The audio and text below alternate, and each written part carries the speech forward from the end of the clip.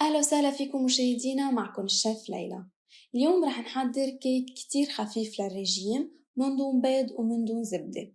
بس قبل بدي أذكركم، إذا بعد ما اشتركتوا بقناتنا فوتوا اشتركوا هلأ لمزيد من الوصفات. كل يوم رح ننزل وصفة جديدة، وما تنسوا تعملوا لايك وكومنت.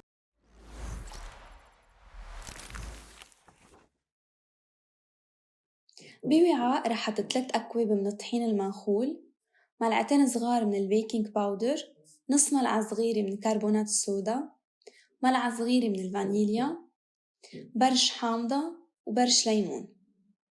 بخلطهم مع بعضهم، من بعدها بزيد كوب من السكر،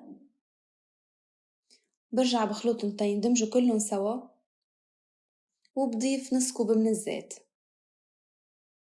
مع كوبين من عصير الليمون. بخلطهم مع بعضهم تحصل على عجينة طرية كتير. في حال ما لحقتوا المكونات رح يكونوا موجودين بأسفل الفيديو. من بعدها بجيب قالب الكيك من بعد ما أكون دهنته بالزيت وبالطحين، وبحط المحتوى بقلبه. رح أقسمه قسمين، القسم التاني رح حطله ملعقتين من الكاكاو، ومن بعدها بضيف نص كوب من عصير الليمون، وبرجع بخفقهم سوا تيندمجوا منيح. نحن عاملين على هيدا النسق كيك على الموز كمان، فوتوا احضروه، رح يكون اللينك موجود بأعلى الفيديو. ومن بعدها برجع بضيفهم بقلب الكيك.